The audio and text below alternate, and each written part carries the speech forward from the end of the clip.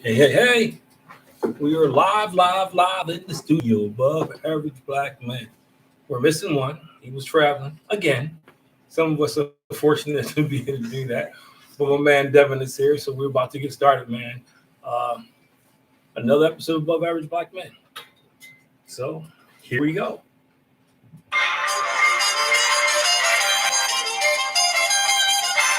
Everybody's watching you fix your hair.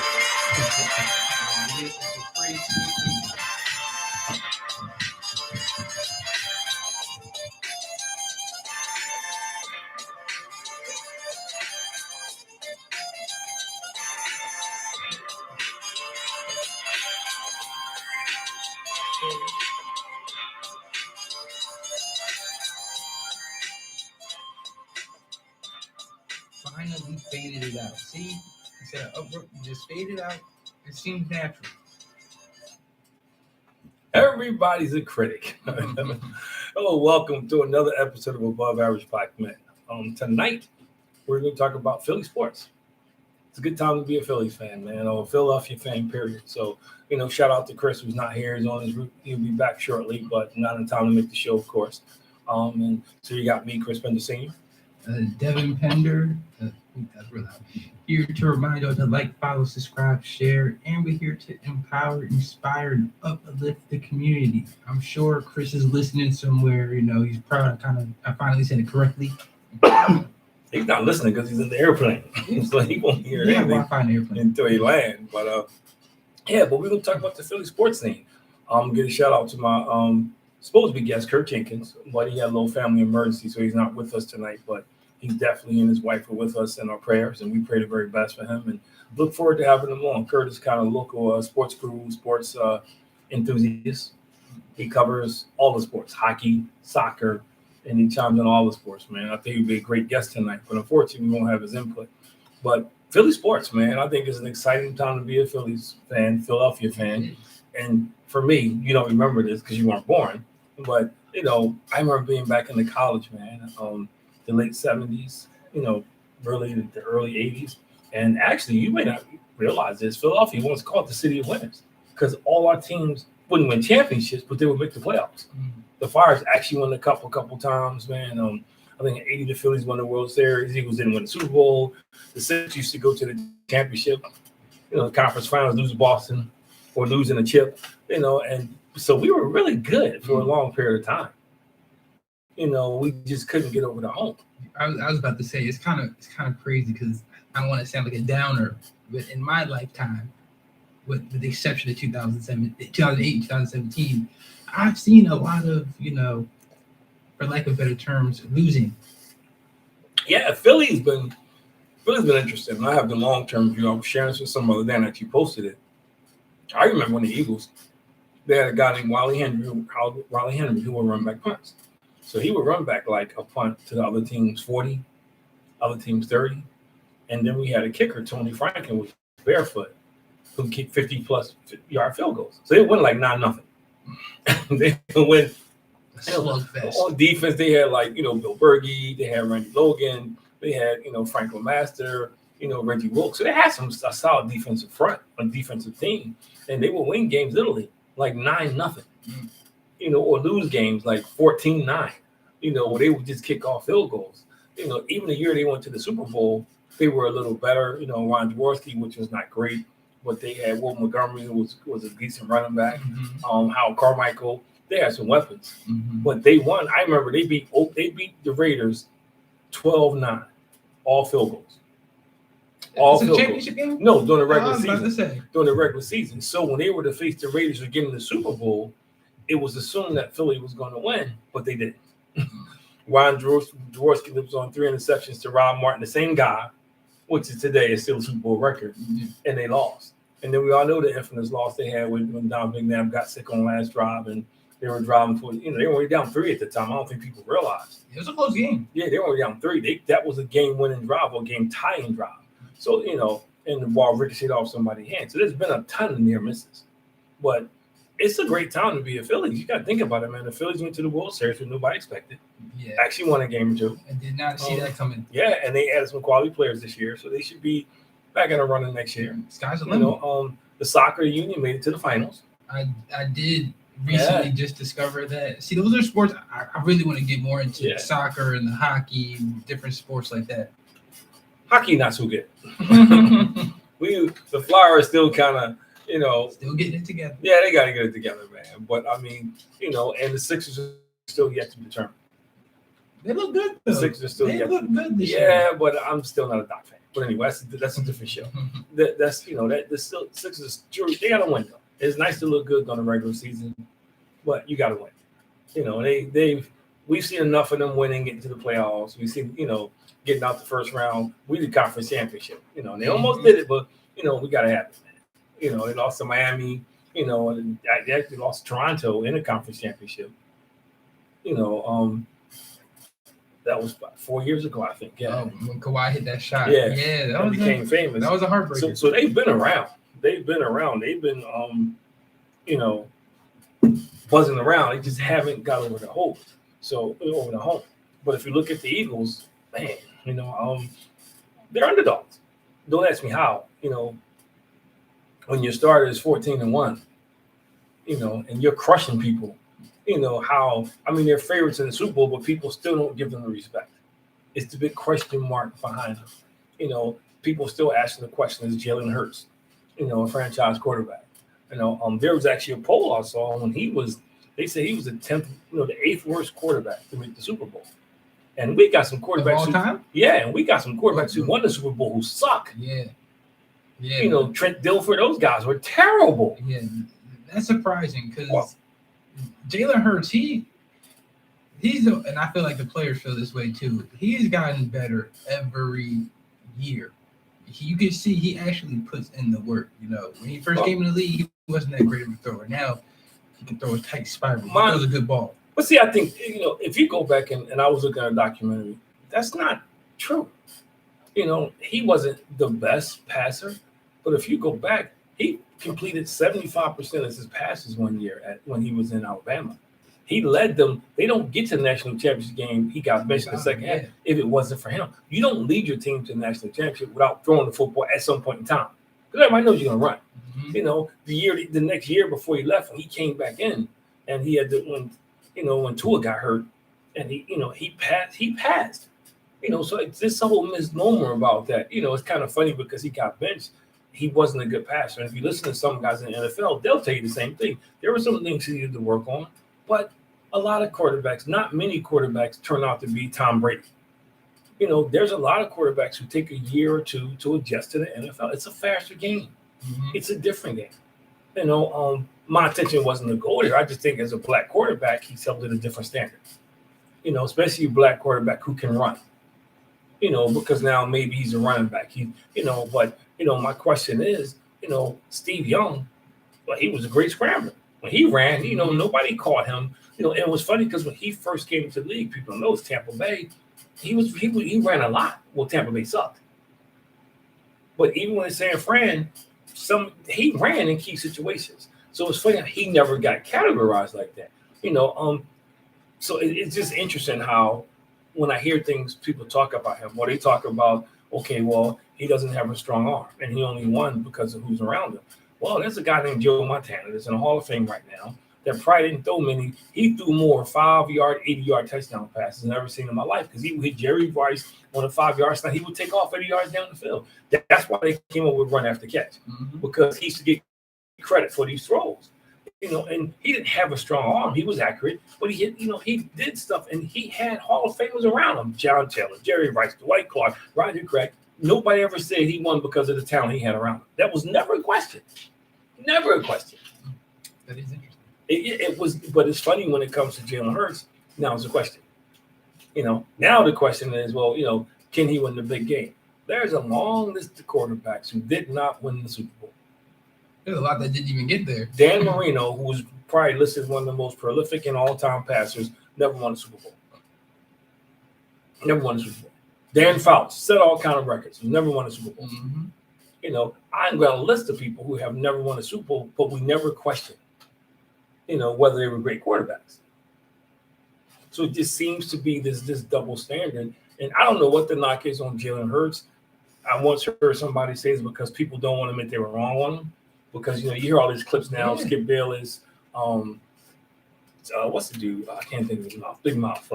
Stephen A. Smith. Mhm. All these guys about he's no good. He's not going to be any good, and all this. And the Eagles made a mistake, and Mel Kiper, who was probably the dopiest of them all. Yeah, the draft expert, But that's a funny story because he has no football experience. That's why I don't get it. A lot of these dudes don't. They were playing these sound clips of all these people who predicted him to be a bust, which kind of takes away from the credibility of so-called experts.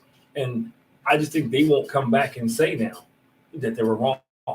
Like, who was Chris Sims? Your brother was a quarterback, or his dad was a quarterback in NFL. Who are you to be talking about quarterbacks? Yeah. He Jalen Hurts or never, and every time he wins something next, he comes up with another excuse. There's a lot of guys out there who I think unfairly, and I think his skin color has a lot to do with it. Mm-hmm. I think if you're a black quarterback in the NFL, and you're athletic, that's what you're going to fall into. Because you're the quarterback of the best team in the NFC. Your team is 0-2 without you and 14-1 with you. So I don't know. What else do you have to do? But to your point, real quick, and I just want to mention this. Shout out to both Jalen and Patrick Mahomes. After, a lot of times they say, "Oh, you should switch positions," or, they're not smart enough to play quarterback, or they're not smart enough to process, the changes real quick of a defense or something like that. Now you got two black quarterbacks who are in the Super Bowl, performing at the highest level that you can. Well, it was funny because that was the knock why they didn't take black quarterbacks, because they said they weren't smart enough. They couldn't read defenses. And it's ironic that in 2022-23, that's the first thing they say about a black quarterback. Mm-hmm. When he struggles, he can't read defenses. But then you got to get a guy like Trevor Lawrence and those guys who are terrible, and nobody ever says that. Everybody gives them a free pass. Mm-hmm. But if you're black, you can't read defenses. So it's just kind of ironic, man, how, because of the color of their skin, that we still deal with some of those issues. Like Jimmy the Greek, you don't know who Jimmy the Greek is. Jimmy the Greek was a guy who was famous for betting and stuff, and somehow he got a job in the NFL. And he was explaining on a Monday Night Football game why blacks were superior athletes, and he goes into because of their bodies, because the way they built, they run fast. It was crazy. Yeah, he talked about genetics, but that thought was a thought people had. He just said it out loud. And I think if you move it forward, and I want to get back to Philly sports, that's some of the issues you deal with. And then even in Philly sports, you deal with the reputation. We do snowball Santa Claus, which is not wholly accurate. He was a very bad Santa Claus, we understand. And it wasn't Santa Claus. He was terrible. Mm-hmm. He was drunk. The story I hear, he was drunk. And nobody wants to take your kids and you see a drunk Santa Claus. But anyway, I think because of that, they don't get the recognition that they should get. Unfortunately, we got a lot of Dallas fans here too. That is surprising to me, like how many Dallas fans you meet in the city. Yeah.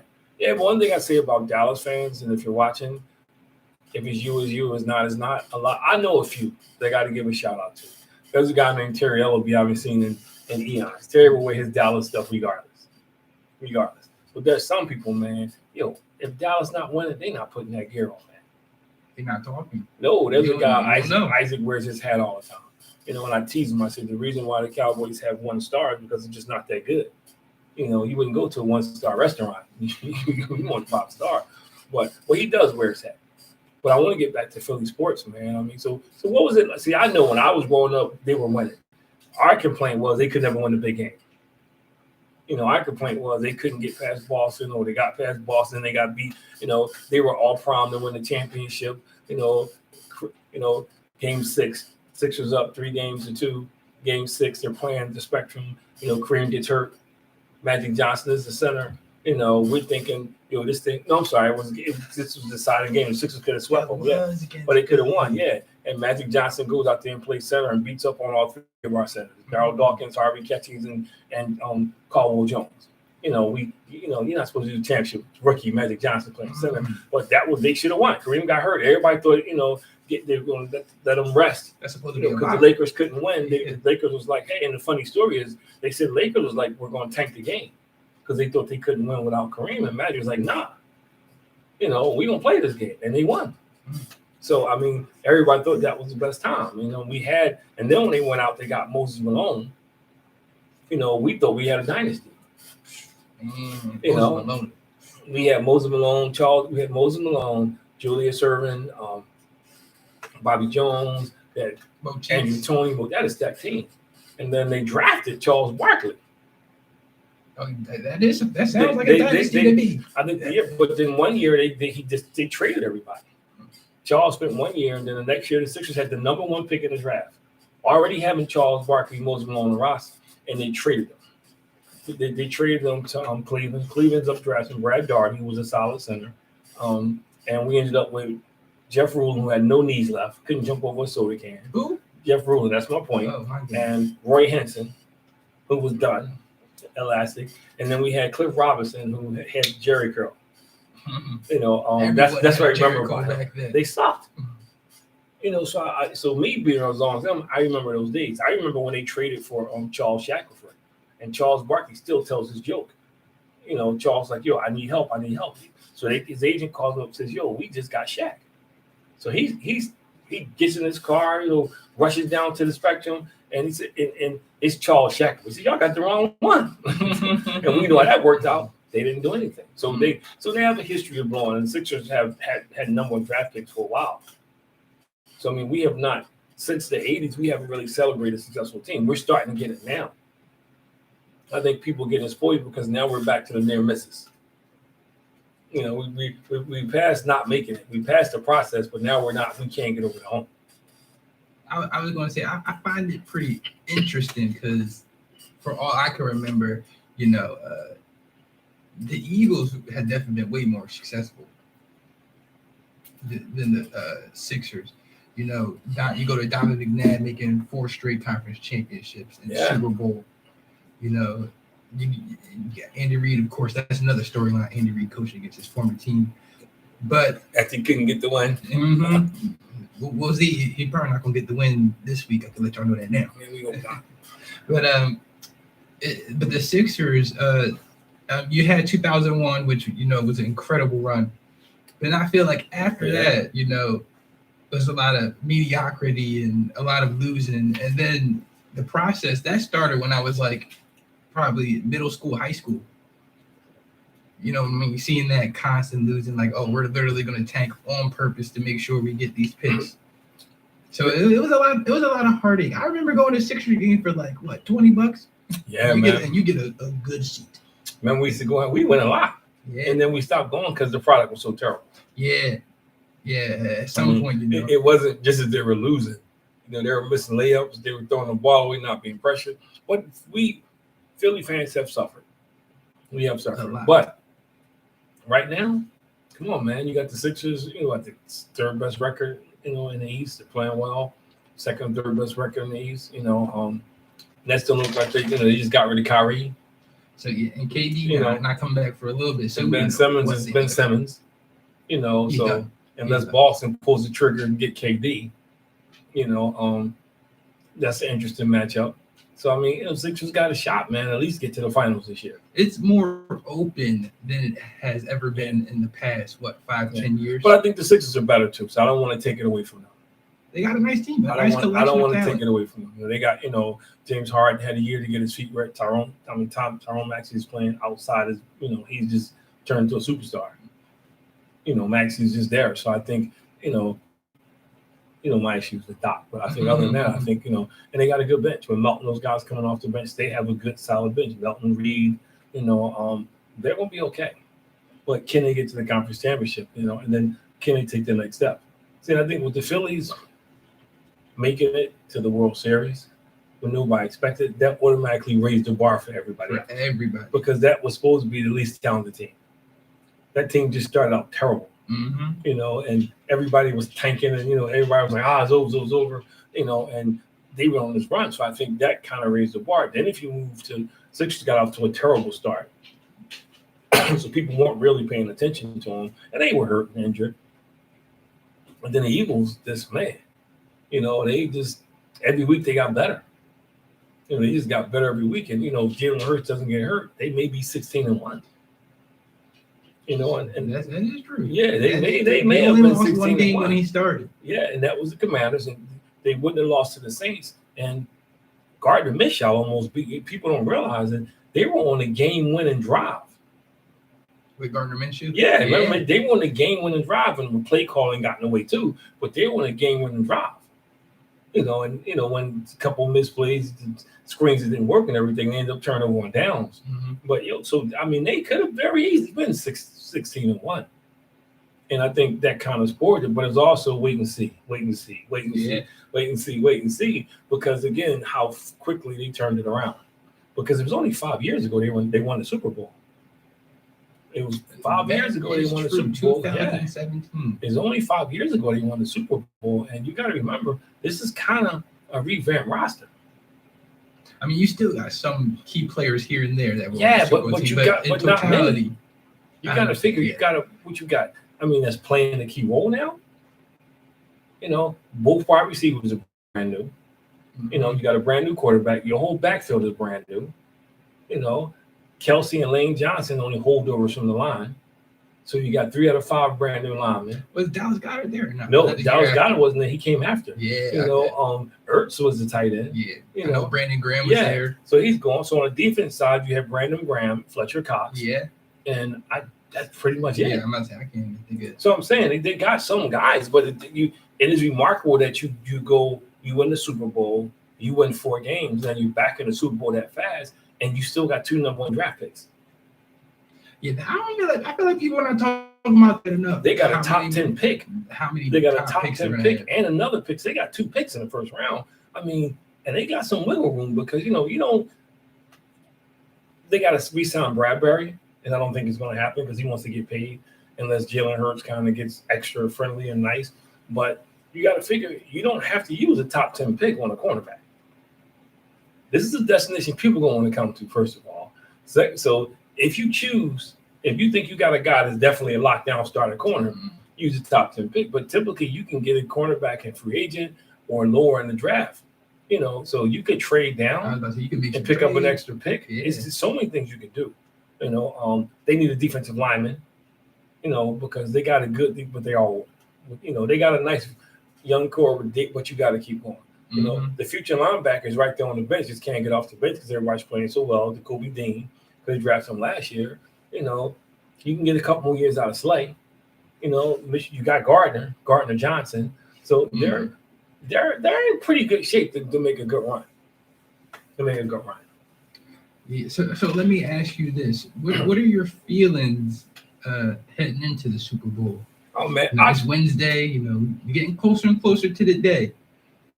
What are your feelings and your thoughts? I'm going to surprise some people. I said the same thing at San Fran, and people thought I was crazy. I was in the barbershop, and someone asked me, and I picked up at least 2 touchdowns. And everybody's, and I'm going to tell you why. I just think, and anything can happen, so I can't guarantee a win. They're the most physical football team that I've seen in years. You got to go back to before you were born, when the Steelers had the steel curtain, and they had Webster and those guys on the offensive line. When the Raiders had Gene Upshaw and all those guys on the offensive line, they had Howie Long and them guys on the other side. You just don't. I have not seen that physicality in football on both sides of the ball on one team in a long time. I haven't seen somebody say, okay, we're going to run the ball, stop us. We just going to whole fourth quarter, we're going to have this 8-minute drive, and we're going to run it, stop us. They are that dominant. They're the only team that I watched this year, and I watched a lot of football that I've seen in the last 5 years where they really don't have an identity. And what I mean by that is some teams going to run the ball, they're going to beat you with the run. Some teams going to pass the ball. They'll beat you anyway. Okay, you want to get into a shootout? We will throw the ball 35 times. With that being said, I wouldn't want to get into a shootout with Patrick Mahomes. Well, see, I don't think it's going to be a shootout. They're going to score, but I think the Eagles' defensive line is going to give them fits. Especially with that ankle? Oh, yeah. So I think what it's going to boil down to is how well our corners stay on coverage and not drop, when he starts scrambling, because he's good at that. Patrick Mahomes is good at that. If they can stay on point and keep coverage, but I just think our defensive line can overwhelm their offensive line. I think, just like San Fran, I think Reddick's a beast. Man. and people don't feel they, Graham is playing his best football since, man, I can, he's 20 years old again, and then you still got Hargrove, had 10 guys on the line, had 9-10 sacks. You got Riddick on one side, you got Swell on the other side, who was a Pro Bowler last year. People forget that. And he has 9 sacks this year, so he could have been a Pro Bowler again. You got Hargrove and Cox up the middle. You got a guy that nobody talks about, Jordan Davis, who just eats up blockers and just eats up things. And then you still got Sue and Sue. Yeah, and what's the other guy they picked up? Joseph Livell. And then you forget the guy Harris they picked up that got hurt. It just came back, the pass rusher from the Bears. I know you're talking about. Yeah, so they're well rested because them guys have not been playing a lot of snaps. So I just think physically, I think they can overwhelm them. I think the game's going to come down to how. I'm going to tell you first of all, offensively, I think the secret weapon for the Eagles is going to have to be Quez Watkins. Because why is that? Because he's the guy who's going to get one-on-one coverage. They're not going to double him. They're going to try to take him away. They're going to try to take AJ away. They're going to try to take Smithy away. And they're going to try to keep Gallard. They're going to try to keep Goddard in front of them. And they're going to try to contain Jalen Hurts. Quez Watkins can be the star of this game. If not the star, he can be the game changer with a couple long passes. He can be the difference because they're not going to use resources to stop him. It's not going to happen. And I'm going to tell you who they know, but I'm going to tell you who I think is going to be another surprise star is going to be Kenneth Gainwell. I like Miles. Miles dances a little too much sometimes. And Gainwell, I really like Miles Sanders. I do, but he dances sometimes too much. Sometimes you got to hit the hole and go. And I don't know if he doesn't catch well, but they don't throw it to me. They got to throw the ball to the backs. When you got that kind of firepower on the outside and they going down the field, that means your backs is one-on-one with linebackers. You got to use that. You got to take advantage of it. And you still got the threat that Hurts can take off. So I think unless the Eagles turn the ball over and our coaches shoot us in the foot, because sometimes our offensive play calling sucks, I think the Eagles should win this game by 2 touchdowns. If you got an exact score in mind, let us know what you think. What's the exact score? See, people will think I'm crazy. I wouldn't be surprised if it was a blowout. I wouldn't be surprised if it was a blowout. But, because the Eagles' strengths are both Kansas City weaknesses. Kansas City got the best quarterback in the universe. I wouldn't even, but Jalen Hurts is good enough to put up points against him. The Eagles run the football extremely well. Kansas City don't stop to run all that well. Joe Nixon was putting the hurting on him. That's how, Cincinnati beat him a couple of times like that. So they don't stop to run that well. They got a bunch of rookies that's going to be starting out there in the secondary. You got to take advantage of that. Yeah, so I'm just saying if Hurts needs to have a game though, he can't have a mediocre game. He has to play. he has to be the Jalen Hurts before the injury. I'm about to say, you think his shoulder's holding up? I don't think it matters. I'm gonna tell you what's going to happen. This is the last game of the season. There is no next game. So all that saving myself thing, in his mind, especially if it gets late in the game, I got all season to him. And they have enough forces. Like, if you go back to the San Fran game, and we're talking Philly sports, I just think our offensive coaches got in the way because if you watch the game, they had that 5-yard pass to Dallas Goedert anytime they wanted it, and they got it. And they were averaging 3 yards a carry. 3 yards, they go, yeah, because 5 and 3 is 8. That means you're 3rd and 2. Yep. They lead the league in conversions on 3rd and 2. But instead, they kept trying to do the other stuff, putting themselves in a longer situation. So I think, if they just stuck to the game plan and took what they gave them, cleared it out, and then use your backs, because Warner and the linebackers had concrete. They weren't going to because of Jalen Hurts. I think they could have inched the ball down the field. But they still put up 30-something points. And that's on a pretty solid. Yeah, so I think. I mean, it's hard to tell. I like them by 2 touchdowns. I think it can be a blowout. If the game is a shootout, it's probably going to be just like the Super Bowl with New England, and that's when I get worried because that means whoever has the ball last could possibly win. I think it's going to be a field goal, and that's gonna. Well, see, that's when it's going to be. Well, see, that's when it's going to get scary because dude is the best quarterback in the world right now, man. I mean, he finds ways to win. Yeah, in 8 seconds, he can get you in field goal range. He find ways to win. And, 8 seconds, the Eagles playing prevent defense. It's not like they lined up and saying, beat me. Mm-hmm. They giving away the stuff. So you can't, so it's going to be interesting, man. But Gardner has to have a good game in safety. I was going to say, would you think they should do against Travis Kelce? Well, you know what? I'm going to tell you what else is going to come down to. How well Maddox plays. Maddox in the slot is going to be huge, man. Maddox in the slot is going to be huge. Expound on that. Why do you say that? Because between him and Gardner, they're going to have to cover Kelce. Double. Well, you can't double them because you still got to play. They got a decent running game, and you got to respect them.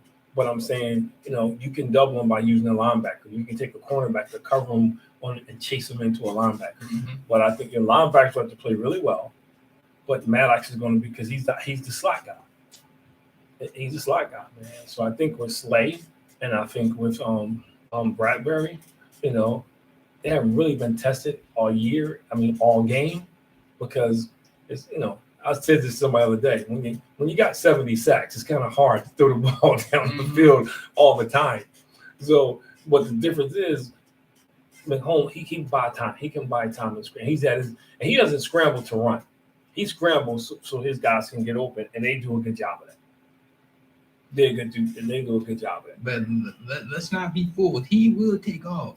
He will. The last option, he will take off.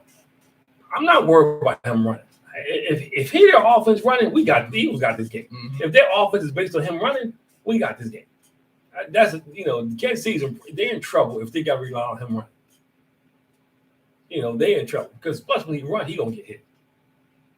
That's one thing about the Eagles. They will hit you. Yeah, them boys can hit. They will hit you. And he's not the best slider in the world. He's not, Mahomes is not the best. So I think, I take him running before I take him throwing the football. I would. All day. Oh, come on. Knock yourself out. Because he ain't going to run the ball 9 times down the field for 90 yards. All day long.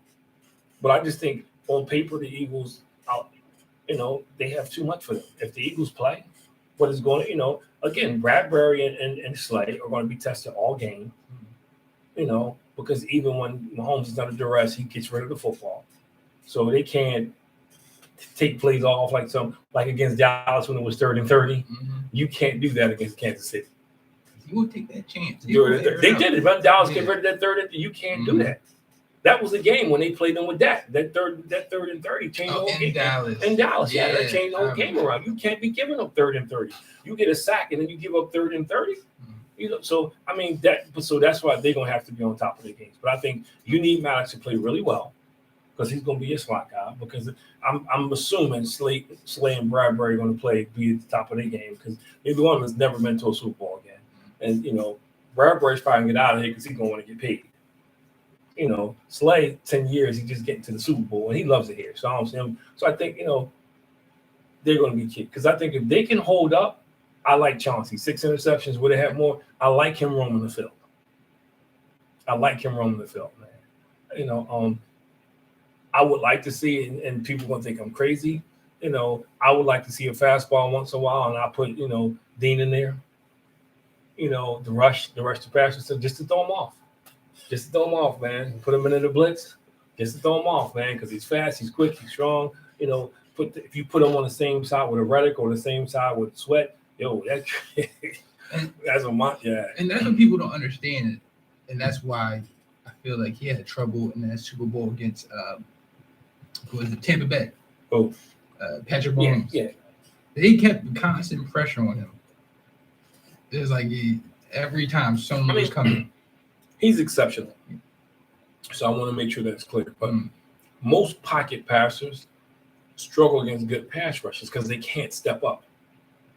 Most pocket passers want to be able to step up. They want to be able to survey the field. You hold that ball for 4 seconds against the Eagles if you want to. And it's funny because their right tackle is one of the lowest rated tackles in the NFL, and that's Wesley Reddick. So do you bring in another tight end? I want you to keep Kelce in the block. Oh, yes, sir. Oh, yeah. So I'm just saying, so that's the mismatch. If you look at their whole team and the Eagles, the thing about them is they come at you in waves. You got to remember they like 8 deep on the line. They got 3 guys with 9 or 10 sacks. That is incredible. Yeah, they had 7. If they count the championship, if they get, I think, 2 sacks, they break the Bears record. But they had 70 sacks on the season, and I didn't notice they had the highest percentage of sacks with just a 4-man front than any other team in the NFL by far. Look at Kansas City, had 55 sacks. So you think about that, man. It definitely is. I will say this: you're 15 sacks ahead of the team you're playing. Yeah, but I will say this: their offense. I'm talking about Kansas City, by the way. They did say they had the number 1 offensive line rated, number 1 rated offensive line. But they said Eagles. Whoever said that is right. Eagles are up there. They definitely did say that. Eagles are the number 1 rated offensive line. Kansas City is the number 1 rated offense. They do. I can't believe because dude is ranked 16th. I'm not 16th. He like man, that's what I'm lining up on. Yeah. With different, I think he has to blitz on. You got to keep them guessing. You can't keep because he's smart. If you keep doing the same thing, he's going to hurt you. And I think you got to play Kansas City and with if I'm coaching, if I'm defense, I'm playing it. I got to give something up, but I'm going to make him find it. I'm not going to give him the easy stuff that he don't have to think. He going to find this. I want to make him hold the football to find where there's open guys to give my pass rush a chance to get there. That's why I'm looking at it. I don't want to give him the easy quick check down to Travis Kelce or to his backs. I want to take all that away. I want him to hold the ball for a couple seconds because now I got a shot to hit him. Yeah. This sounds like it's going to be a very entertaining. Yes. I just don't think a shootout. I think the Eagles can play that favors them. And I know they don't have the same weapons, but if you go back when Kansas City came here, last year, remember for the first half, it was a shootout. The problem is the Eagles ran out of bullets. And Kansas City kept shooting out. Yeah. They had Tyreek last year, too. But the Eagles have never had to sustain it for 4 quarters. That's going to be the true test. They have never had to, be in a shootout for 4 quarters. And even in the NFC Championship games, you got to remember, they won both those games by 20-something points. By the time they got to the 3rd quarter, they were just running the football to run the clock out. Yeah, it was over by then. Yeah, so that's the part that's going to be interesting. They've never been pressed where, now I got to put up 21 points to keep up in the 4th quarter. That's going to be interesting. In the game where they had offensive pressure, it wasn't him, but A.J. Brown fumbled. Goddard fumbled. Goddard had the face mask against Commanders. He fumbled. Chris Watkins fumbled. They key weapons all that well when the Eagles had to score to win that game. So that's the part that's going to be interesting. What happens when you get to that point? Now, all 4 of them are not fumbling the game again. I just don't think it's going to happen. But that's going to be the key. What happens if they get in that kind of game? And because remember against Dallas, their defense gave up 30-something points, man. They gave up a lot of points against the Cowboys, man. Even though they scored a lot of points, they gave. And I think some of the schemes they played contributed to that. Granted, they don't have Tony Pollard on their team either. Which is a great back. But it's going to be interesting, man. But I like them. The Eagles should win this game, and they should win this. For me, the perfect scenario is, man, I'm ready to go to bed at halftime because it's like the rest of the other 2 games. Like 21, but I know it's not. I might say that is probably not going to be the case. But they're the most physical team. And it's funny because physicality is what the Sixers are like. I mean, it's funny because they got, and I don't know, and this is a stretch, but I don't know if he scored since he's been here. I know he has his exaggeration, but they brought PJ Tucker in because they needed to be more physical.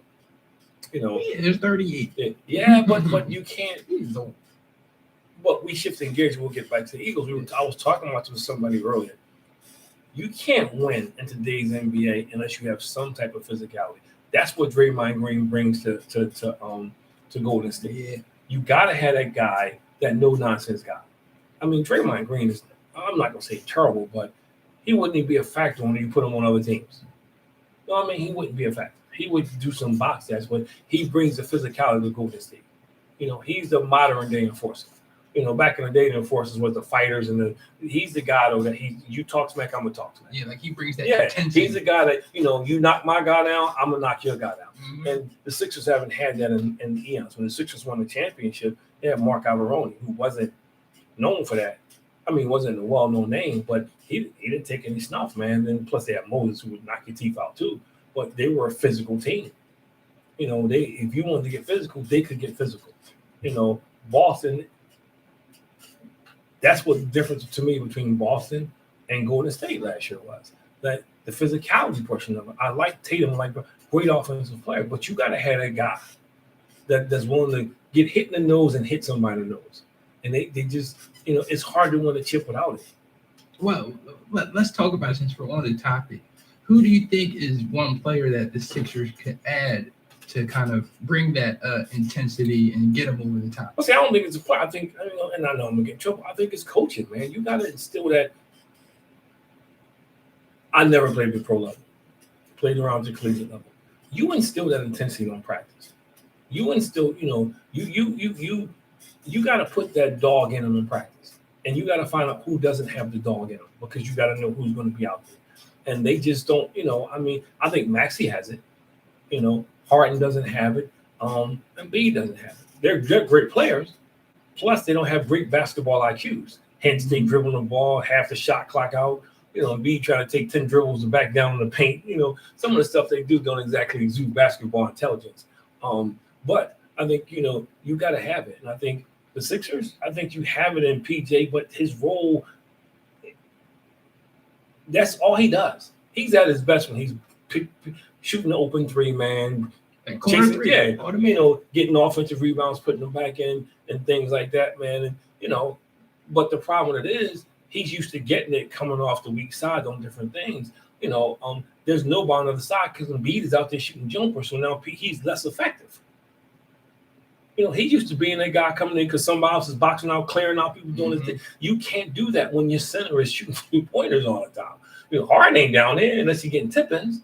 You know, so I think that's part of it. So I mean, you know, who I would like to see him get. I mean, I don't know who's available, but I think to me, like they let McCollum go to the I would have got him. TJ.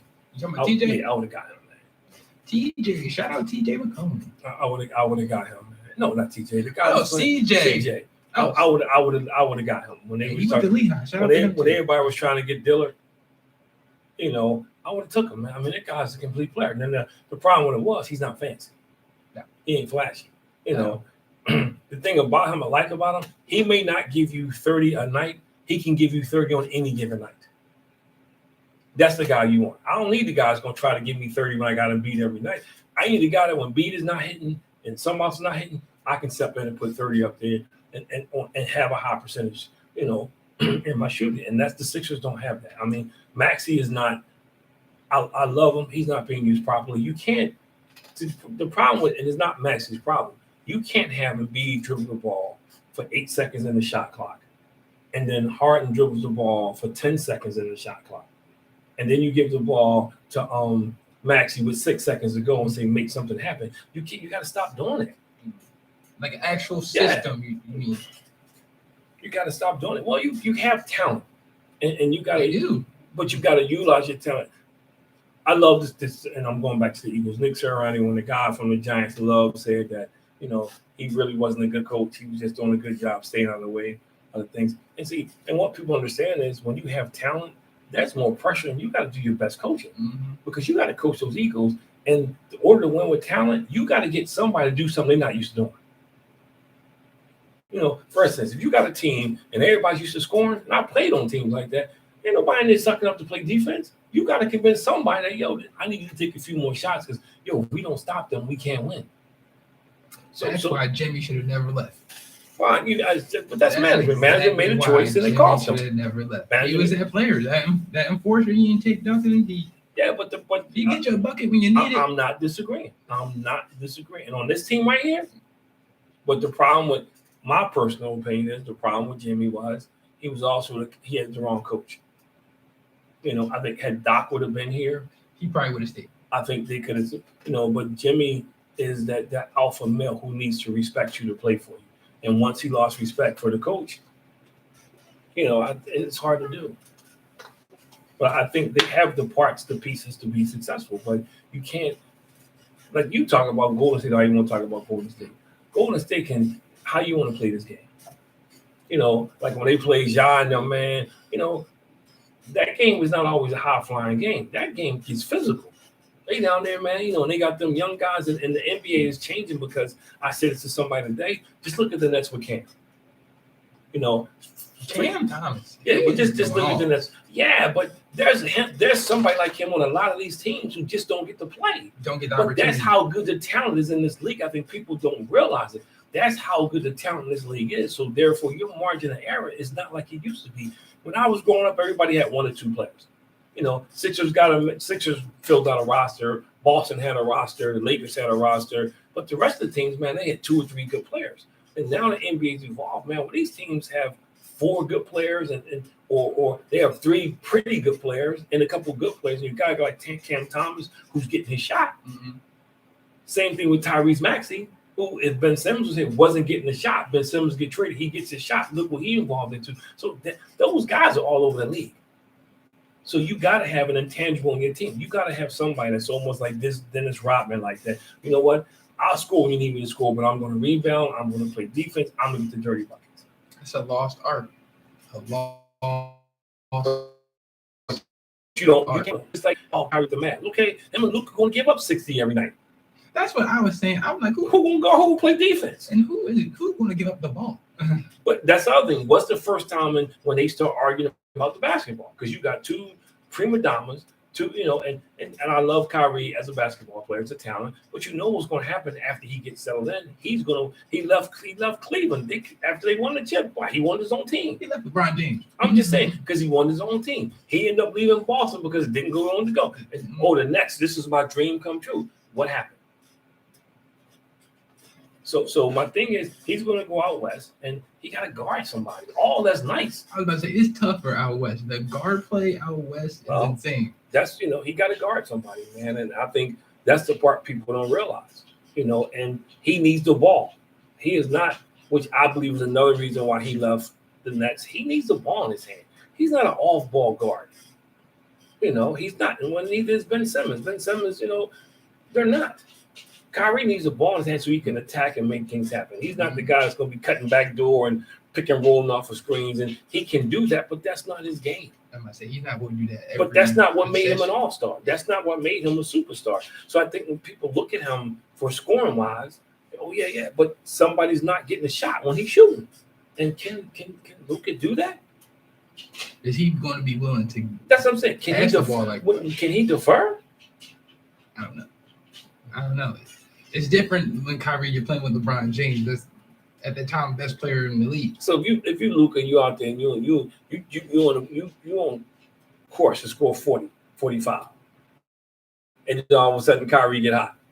And he starts raining. Can you handle that? You've never had to deal with that before because it's always been your team. Mm-hmm. Everybody's always deferred to you. Kyrie is not going to defer. When he feeling it, he taking a shot.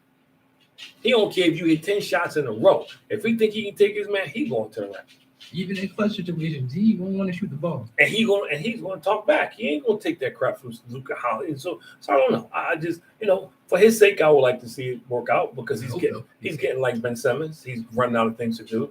Like somebody asked me today about Ben Simmons, and I told him, I said, Ben Simmons' biggest problem is people are going to not continue to pay him that kind of money to have him not be on the floor in the fourth quarter. Oh, there's no trade value for him. I don't know. But I'm just saying, though, but people who wants him? Yeah, when your coach comes out and says, and we're getting away from Philly sports, I want to come back. But when your coach come out and says, when you get the Sixers, he did the same thing when they played the Sixers. He passed up a bunny, passed it out. Fans got on him. But when your coach says that I can't have, I don't want players on the floor in the fourth quarter who don't want to take responsibility and score.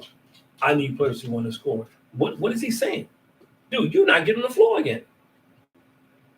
So, and then, whenever he's not playing well, he's hurt. It's his knee, it's his back. It's like, you missed a whole year. You should be the most rested player. Yeah, but I guarantee he didn't work out. I guarantee. Oh, no. Because his game didn't change at all. But why should it? You already got 100 and something bill. No, everybody made excuses for him. They still are.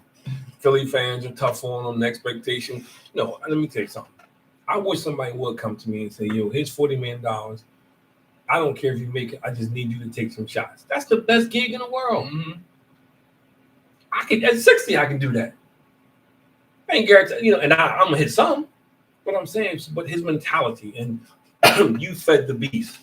You allow him to be like that, and this comes back to coaching. Somebody needs to sit him down and say, dude. It was funny because I was talking to somebody today, and we were talking about when we both played college ball. And he said, we remember in the summertime we would come home. His coach would call him all the time.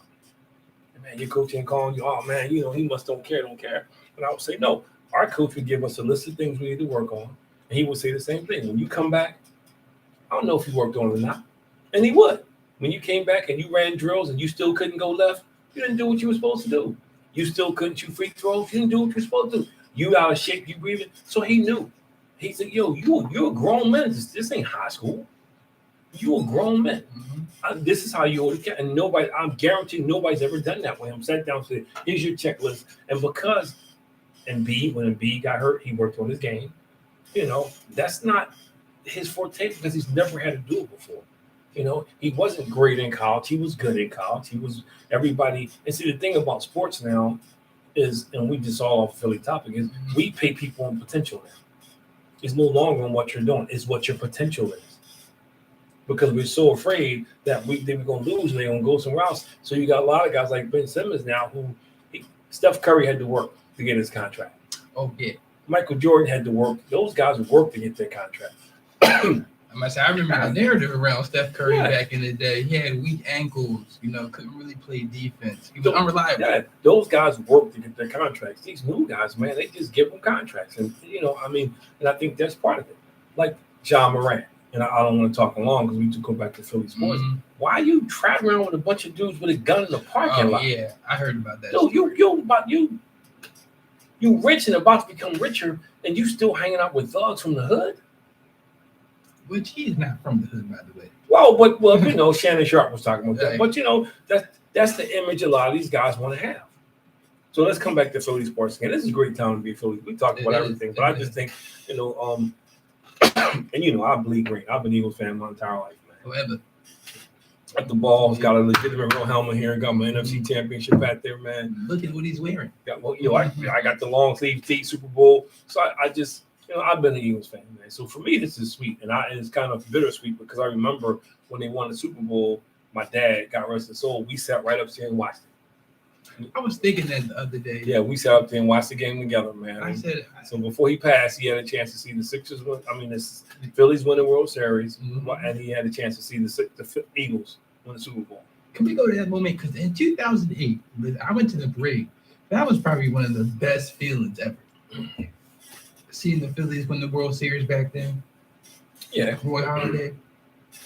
It was. That was phenomenal team. Jimmy Rollins. That was one of the better teams that I think, and I've seen. I was here when I think Steve Carlton was probably hands down the best pitcher the Phillies ever had. I like Doc Holliday, but Steve Carlton was just his curveball was like amazing, and he did it for such a long period of time. And he did it on teams that didn't have. They were pretty good, but not great. But I was here when they had. I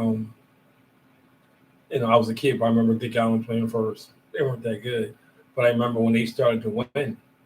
When they had Dave Cash, when they traded for Manny Trillion to play in second, Larry Boyle, Mike Schmidt. They brought Pete Rose in. To kind of solidify the infield. Bob Boone was a catcher. In the outfield, they had Greg Wyszynski out there. They had Gary Maddox. Jerry Martin was a platoon player. They had Pat Burrell. I'm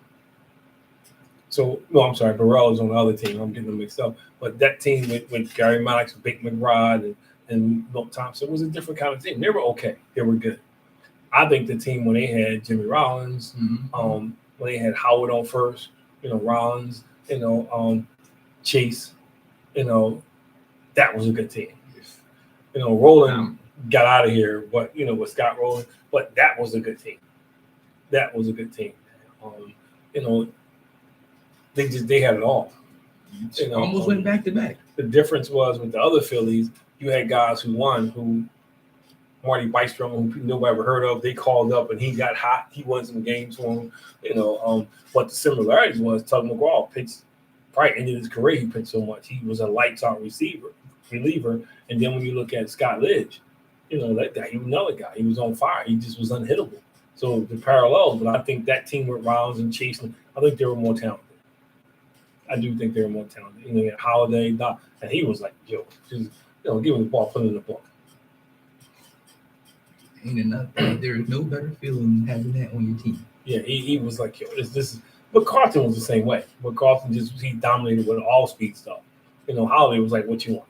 You want a change up? You want a cutter? You want a fastball? He was like, yeah. So I know we're in the closing minutes, and I know we want to stick to Philly sports, but I just want to know your opinion on this. How do you feel? LeBron James passed Kareem Abdul-Jabbar last night. Well, I mean, to me, I'm happy for him. I didn't think that was going to happen. It's a shame, that people still refuse to give him his due. Like you can't come and tell me now when I hear somebody, Stephen A. Smith says that he's number 2 to Michael Jordan. He's not. You can't say that.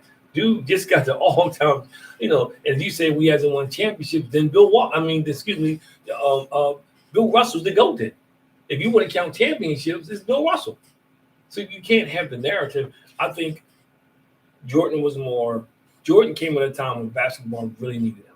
I mean, they had nobody to pass the torch to after after Larry Bird and Magic Johnson. Basketball was becoming a brawling sport because they was getting so physical with the Knicks, and Indiana, with the Davis boys, and then you had Detroit. So it was getting real physical, and the game wasn't pretty. Michael Jordan came at the right time, and Mike was amazing. Mike accomplished things that was out of this world, but so did LeBron. LeBron came in at 18 years old with all the pressure. He's the king, and he's lived up to it, man. And it's not like it took him 20 games to score 30 points. He's still putting up 30 points. At his age, 30-something like that. At his age, on a bad team. So he's still. So I think I don't get into the GOAT thing because I think you can go back and forth and say, depending upon when you lived and what you. There's a lot of players that got claim stake to that. But when you become the leading scorer in the world, basically, you leading scorer in a league that's considered the best league in the world. You can't sneeze at that and say he's number 2 to anybody. And that's a lot of points. Yeah, you can't say he's number 2 to anybody. And then somebody said, well, Kareem did it with 1 3-pointer. He did the game. It ain't LeBron problem. The game changed. He's playing within the rules of the game. So this is interesting, man. I just think, he's a great, great player. He's a great, great player. And I think he doesn't get his just due. And I think you do him a disservice when you compare him to Michael Jordan because they're different players. They're 2 different players. And what people don't know, or don't want to talk about was they changed the rules for Michael Jordan. The beating that LeBron James takes today was worse back then. And they changed the rules because Michael Jordan was getting pounded.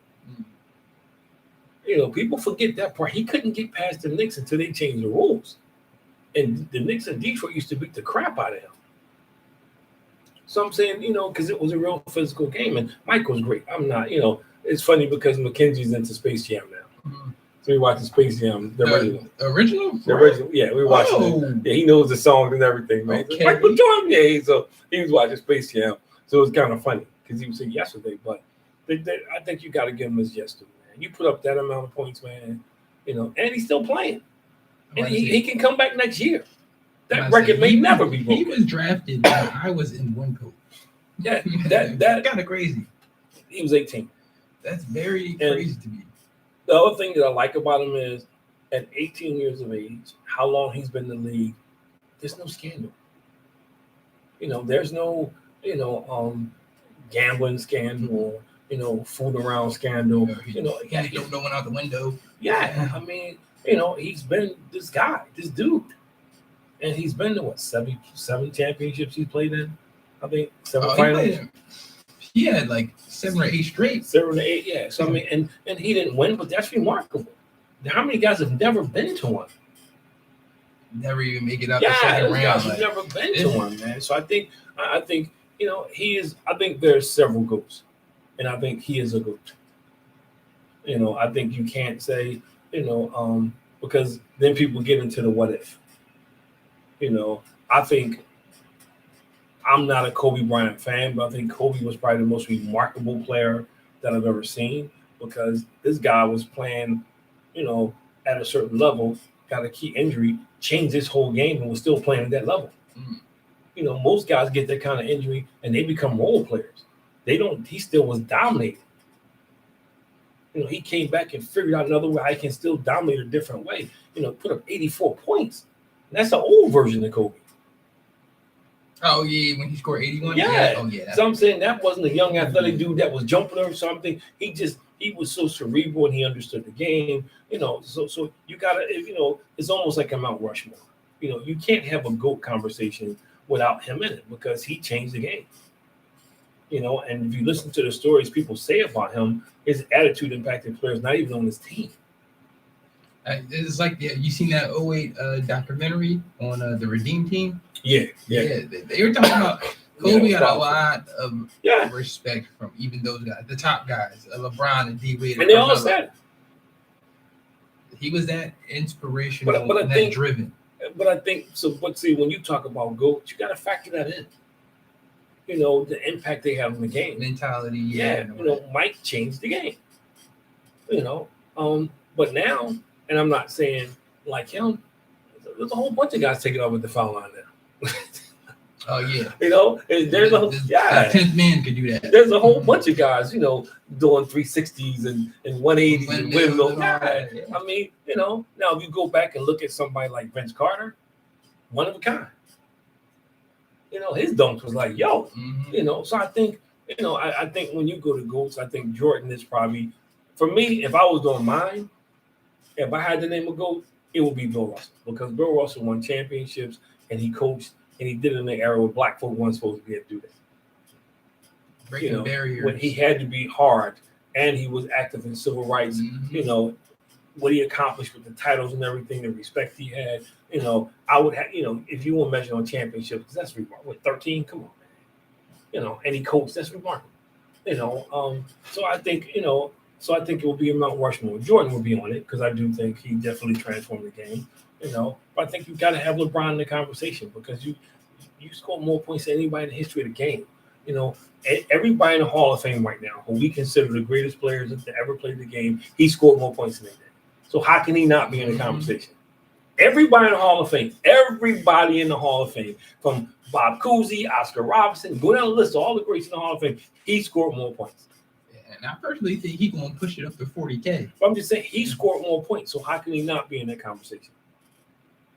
It is an awesome feat. I will say that. Well, we'll close on this. I think sports has become political, and and it's also a popularity contest. I don't think we look at stuff objectively anymore. I think we look at players and decide, I don't like this player, or this is the narrative on the player, and we move off of that. For instance, you say Jalen Hurts is only good because of people we have around, but then you make excuses for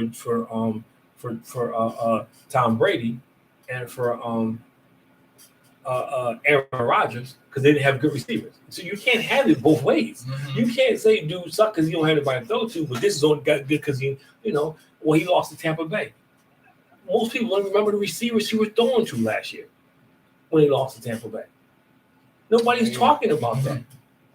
Fred, Ward, Fulcom, those guys are Ward, Fulcom. And Fulcom, those guys ain't on the team. I think Ward is on the practice squad. Yeah. So I'm just saying, but nobody talks about that. Goddard was just getting into his own. Yeah. Nobody talked about that. So now he has somebody, which everybody kept saying, we're going to put some pieces around him, see if he's any good. Now he's doing it. Now it's not him, it's the pieces that are around him. So that's just, again, and doesn't help that he's, and this is the part I got to say. I know you're out of time. It drives me crazy about is when people start talking about he's boring. So what, he got to get up there and start cursing and grabbing himself and talking about people? He interviews because he's a polite kid. He was raised well. And I actually prefer seeing that. I think that's great. Even, people say, he's boring. What do you want? And people are going to get offended when I say this. So I love Lamar Jackson. Yep. But what are you saying? Because he doesn't look like Lamar Jackson with the dreads and things like that. So now he's not exciting. Look, Lamar Jackson, I don't think give him dissertations. So I'm saying, so what do you mean he's, Carson Wentz did not get up there and wow people with his interview. I was about to say anything. He was boring. I'm just saying. So you sit here and say, oh, he's a boring interview. What do you want him to give? You want to give sound bites because he respects people, he works hard, he's driven, so it's just interesting, the narrative just playing around him. I think it carries over to the city, and it carries the team to the city. And I think that's just something that, even if they win this Super Bowl, I'm telling you, it's going to be somebody's going to have something to say.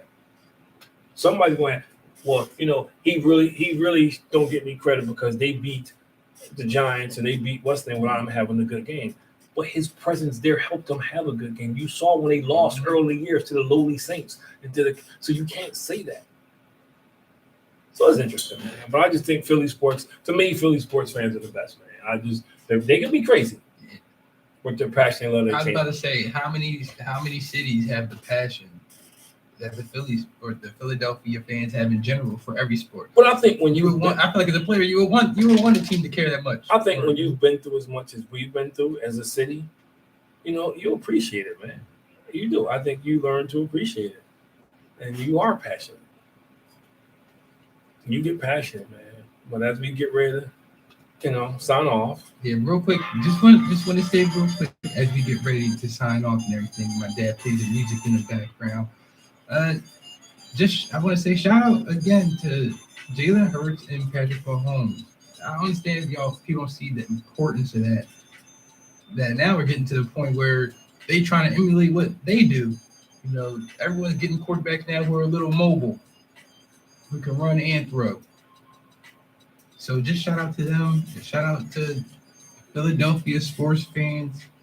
And again, like, follow, subscribe, share, comment above average black man. That's A2BM on all social platforms. Comment, interact with us. We want to, if you got more guests you want us to interview, any other topics you want us to talk about, let us know. We will see you next week, same time. Above average black men. Have a great rest of the weekend. What are you doing for the Super Bowl? You want me to push that? Yeah.